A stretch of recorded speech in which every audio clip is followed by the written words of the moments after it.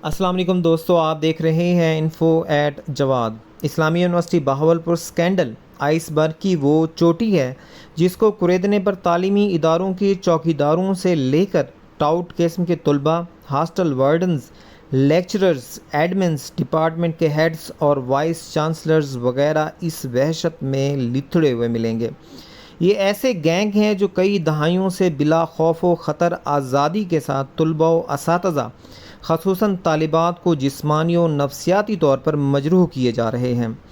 ये नेटवर्क सिर्फ तालीमी इदारों में हिरासानी तक महदूद नहीं है, बल्कि ब्लैक मेलिंग की बुनियाद पर तालिबात की मजबूरियों को मुल्क के अंदर और बाहर सरे बाज़ार नीलाम करते हैं।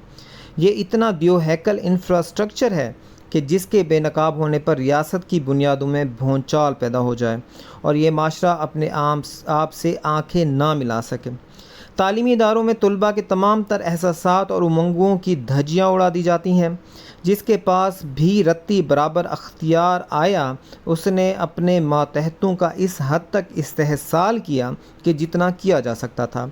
ये सिलसिला नीचे से लेकर ऊपर तक एक जैसा है और शदीद तर होता जाता है। आला तालीमी इदारों में तलबा की ज़हनी कैफियत और समाज के अमूमी रवैयों और रुझानात का इदराक किए बगैर ऐसे वाक़यात की संगीनी को समझना दुश्वार है।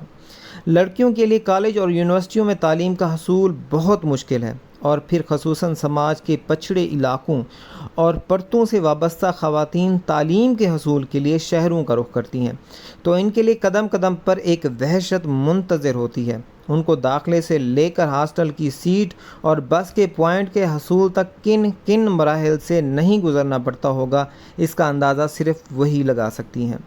ये बीमार मुआशरा के जो कि 7 साला बच्चों तक को ना बख्शे, वहाँ पर इन ख़वातीन की हसूल तालीम की जदोजहद निहायत जुर्रतमंदाना और काबिल सताइश इक़दाम है।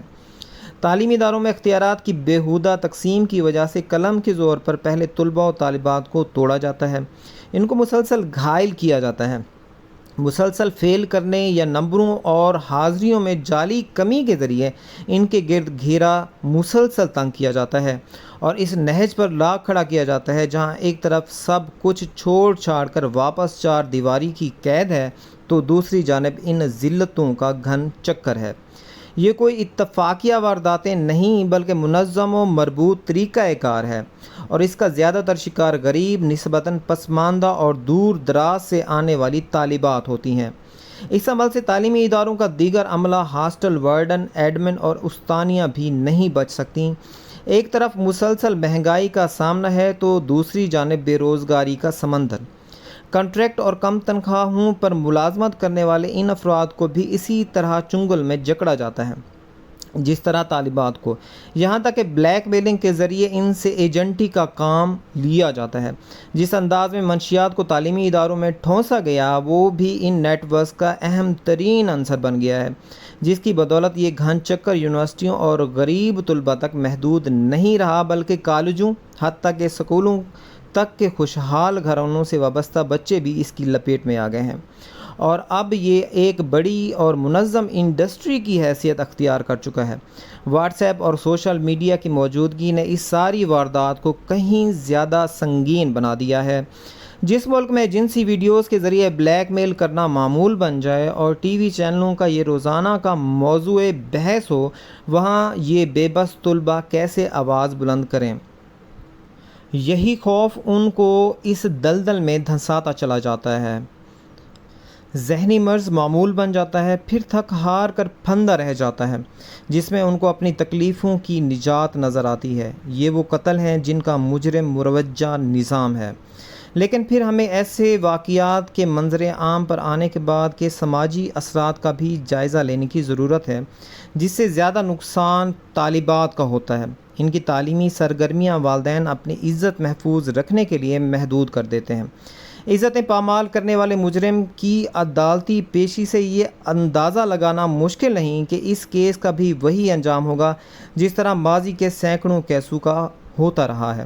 جس طرح نمرتا چندانی اور نوشین کاظمی کے کیسوں میں ہوا، یا پھر جس طرح بلوچستان یونیورسٹی کے شرمناک سکینڈل کا تھا، جس میں ایف سی اور انتظامیہ کی ملی بھگت میں خواتین ہاسٹل کے باتھ روموں میں خفیہ کیمرے نصب کیے گئے تھے، اور آج تک اس کی تفتیش منظر عام پر نہ آ سکی۔